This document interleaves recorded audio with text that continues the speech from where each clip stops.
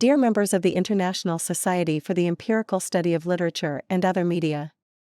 In this talk, I'll be presenting the results of a project in the field of literary studies and computational linguistics. The project is devoted to a question that's been brewing in many other areas. How does the word on the street, that is, the wisdom of the crowd, measure up against the experts, professional critics we've long revered? Consider this: a few weeks ago, one of the most talked about novels by a renowned Dutch author receives widespread media acclaim. Literary critics are in awe. But surprisingly, the novel was not even long-listed for the post-important Dutch Book Prize. In an intriguing move, the publisher circulated this ad. It's teeming with praise, not from professionals, but from social critics on platforms like Twitter and Goodreads. Is this a subtle nod suggesting we lean more towards the voice of the many, rather than the few experts? The rivalry between professional and what we described as social critics has been turned into a coexistence in the case of a website like Rotten Tomatoes. While much has been said about the potential of cultural analytics for literary studies, we know little about the core content and nature of the literary criticism from our social commentators. Traditional critics often snub discussions of literature, which they see as inferior in quality and subjective. Yet, our social critics are quick to highlight bias and exclusion of minorities in established media. So, this boils down to research questions like: are social critics uncritical? Do they engage in post-critique?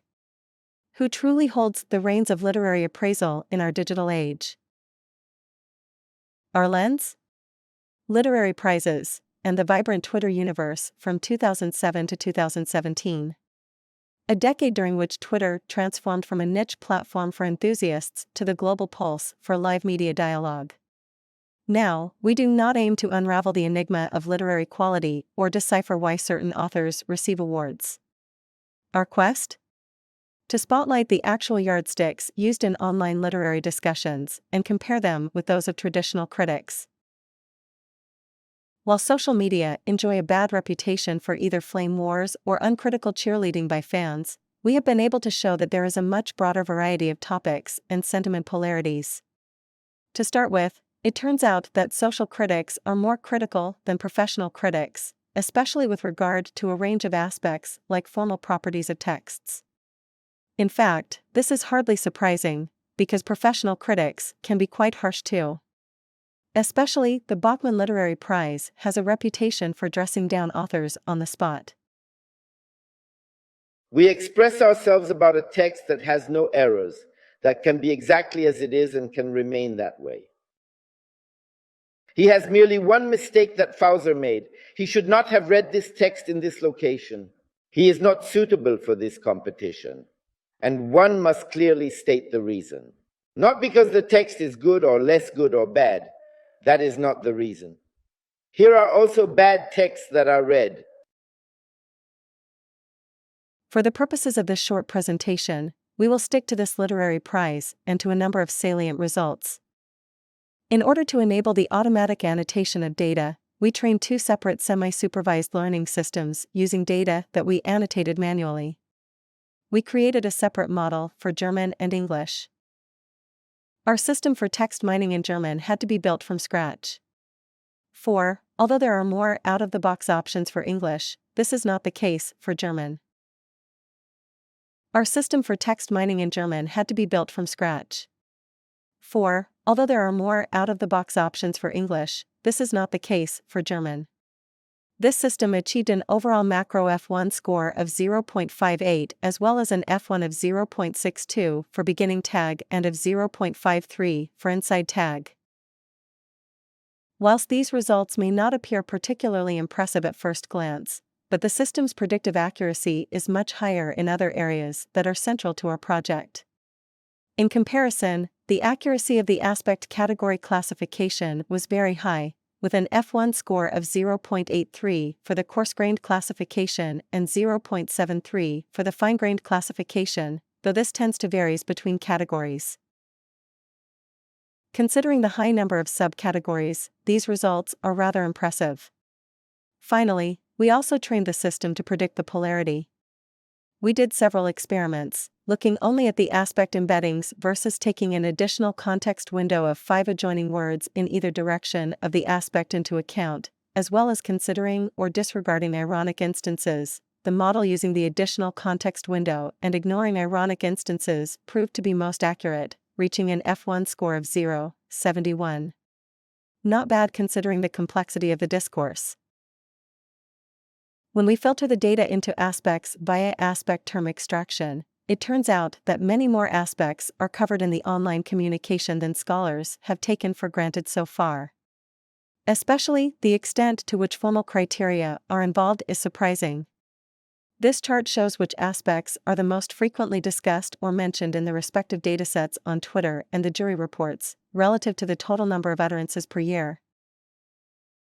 From this chart, we can deduce that the professional jury members are indeed mostly concerned with the text and the contenders, rather than with the audience or the event itself. Please note that the data for the jury's discussion are slightly skewed. The transcriptions of jury discussions that we used were actually the summaries published on the event's website. This means that there are a lot of references to what jury members said or did, thus overstating the extent to which the jury was preoccupied with itself. Based similarly on the maximum relative count values, the top 5 aspects for the Twitter audience are the same, but their order is slightly different. A lot of the time, social critics are discussing aspects relating to the event itself.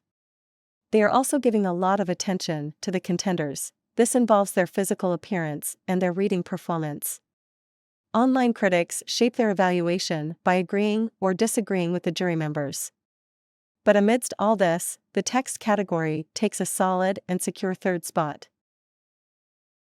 Scholars like Ingold have argued that the audience prize is awarded on dubious grounds and that the online mob does not engage with the texts at all. This lead Ernst, 2015, to state that the allegedly new gatekeepers are just watching the gate, rather than playing any meaningful role in the proceedings. In fact, many critics are convinced that phenomena like Bookstagram, Goodreads will ultimately lead to the death of the critic or the death of literature itself. This claim has empirically proven to be wrong. In the case of literature, the critics are mostly not cheering or being fans. They typically vote by naming a number of possible winners, rather than by rooting for one specific author. Their engagement is more epistemological in the sense that they seem to want to predict which contender is more likely to win than others on the basis of the average of the jury discussions and their own assessment of the value of the texts. The activities social critics engage in may be closer to what Pianzola describes as reading-related activities involving rating books online, sharing reviews, joining discussion forums, creating social media posts, and curating public lists of books. When we zoom out from our data, we can see that the social online talk of literature is by and large characterized by moderation. There are a lot of hedges, and people are for the most very nuanced. This is why we had to come up with the aspect-based sentiment analysis in the first place. People use a lot of sandwich sentiments, meaning that a negative statement about one aspect is softened by a positive statement about another aspect. Further research will be needed to show whether this is different from communication in similar backchannels like the second-screen conversations on popular televised casting shows.